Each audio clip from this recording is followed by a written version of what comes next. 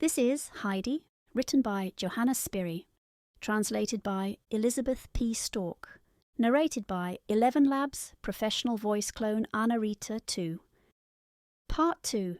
Heidi makes use of her experience. Chapter 16. A Guest on the Alp. The early dawn was tinging the mountains, and a fresh morning breeze rocked the old fir trees to and fro. Heidi opened her eyes, for the rustling of the wind had awakened her.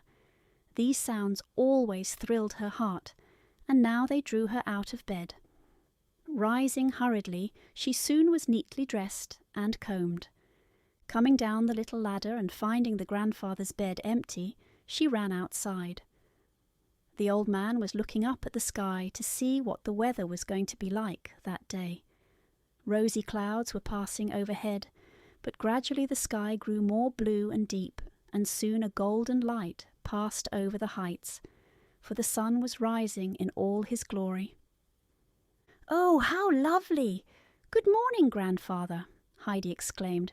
"Are your eyes bright already?" the grandfather retorted, holding out his hand. Heidi then ran over to her beloved fir trees and danced about, while the wind was howling in the branches. After the old man had washed and milked the goats, he brought them out of the shed. When Heidi saw her friends again, she caressed them tenderly, and they in their turn nearly crushed her between them. Sometimes when Burley got too wild, Heidi would say, "But Burley, you push me like the big Turk," and that was enough to quiet the goat. Soon Peter arrived with the whole herd, the jolly Thistlefinch ahead of all the others. Heidi, being soon in the midst of them, was pushed about among them. Peter was anxious to say a word to the little girl, so he gave a shrill whistle, urging the goats to climb ahead. When he was near her, he said reproachfully, "You really might come with me today." "No, I can't, Peter," said Heidi. "They might come from Frankfurt any time. I must be home when they come." "How often you have said that," grumbled the boy. "But I mean it," replied Heidi. "Do you really think I want to be away when they come from Frankfurt? Do you really think that, Peter?" "They could come to Uncle," Peter growled. Then the grandfather's strong voice was heard. "Why doesn't the army go forward? Is it the field marshal's fault, or the fault of the troop?" Peter immediately turned about and led his goats up the mountain without more ado. Since Heidi had come home again to her grandfather, she did many things that had never occurred to her before. For instance, she would make her bed every morning and run about the hut, tidying and dusting. With an old rag she would rub the chairs and table till they all shone, and the grandfather would exclaim, "It is always Sunday with us now. Heidi has not been away in vain."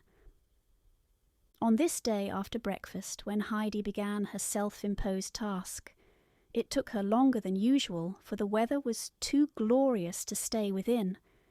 Over and over again, a bright sunbeam would tempt the busy child outside. How could she stay indoors when the glistening sunshine was pouring down and all the mountains seemed to glow? She had to sit down on the dry, hard ground and look down into the valley and all about her. Then, suddenly remembering her little duties, she would hasten back. It was not long, though, till the roaring fir trees tempted her again. The grandfather had been busy in his little shop, merely glancing over at the child from time to time. Suddenly he heard her call, "Oh, grandfather, come!" He was frightened and came out quickly. He saw her running down the hill, crying, "They are coming, they are coming! Oh, the doctor is coming first!" When Heidi at last reached her old friend, he held out his hand, which Heidi immediately seized. In the full joy of her heart, she exclaimed, "How do you do, doctor? And I thank you 1,000 times." "How are you, Heidi? But what are you thanking me for already?" the doctor asked with a smile. "Because you let me come home again," the child explained. The gentleman's face lit up like sunshine. He had certainly not counted on such a reception on the Alps. On the contrary, not even noticing all the beauty around him, he had climbed up sadly, for he was sure that Heidi probably would not know him any more. He thought that he would be far from welcome, being obliged to cause her a great disappointment.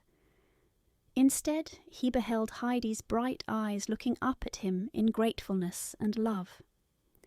She was still holding his arm when he said, "Come now, Heidi, and take me to your grandfather, for I want to see where you live." Like a kind father, he had taken her hand, but Heidi stood still and looked down the mountainside. "But where are Clara and Grandmama?" she asked.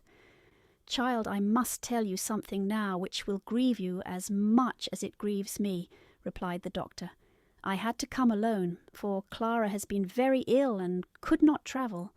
Of course, Grandmama has not come either, but the spring will soon be here, and when the days get long and warm, they will surely visit you." Heidi was perfectly amazed. She could not understand how all those things that she had pictured to herself so clearly would not happen after all. She was standing perfectly motionless, confused by the blow.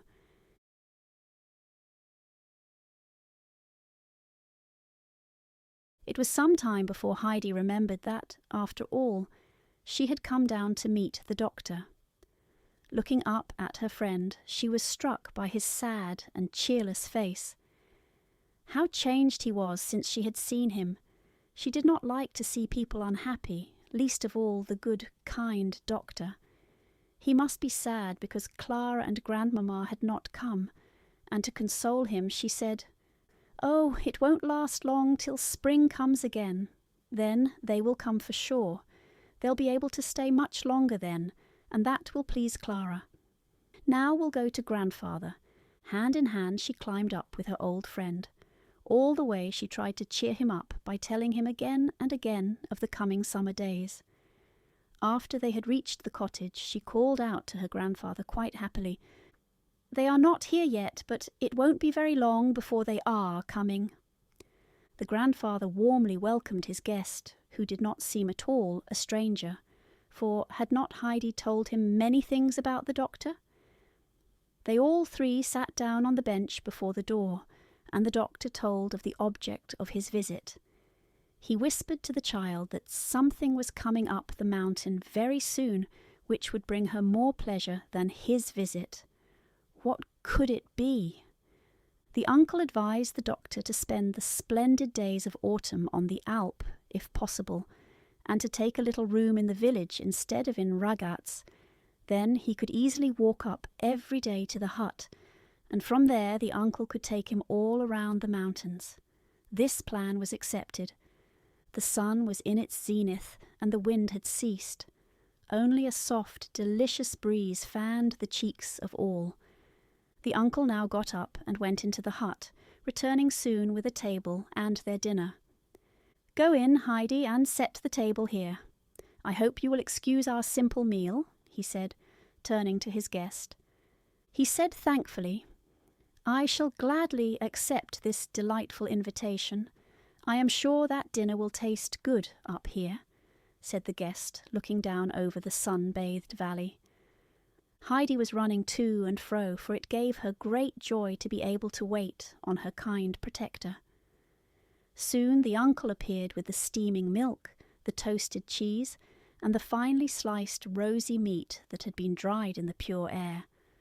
The doctor enjoyed his dinner better than any he had ever tasted.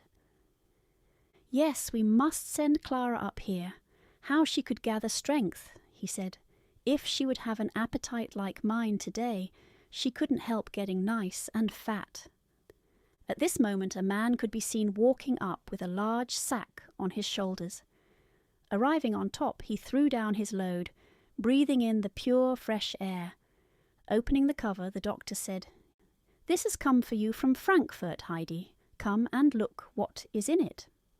Heidi timidly watched the heap, and only when the gentleman opened the box with the cakes for the grandmother, she said joyfully, "Oh, now Grandmother can eat this lovely cake." She was taking the box and the beautiful shawl on her arm, and was going to race down to deliver the gifts, when the men persuaded her to stay and unpack the rest.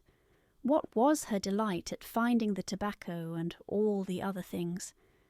The men had been talking together when the child suddenly planted herself in front of them and said, These things have not given me as much pleasure as the dear doctor's coming."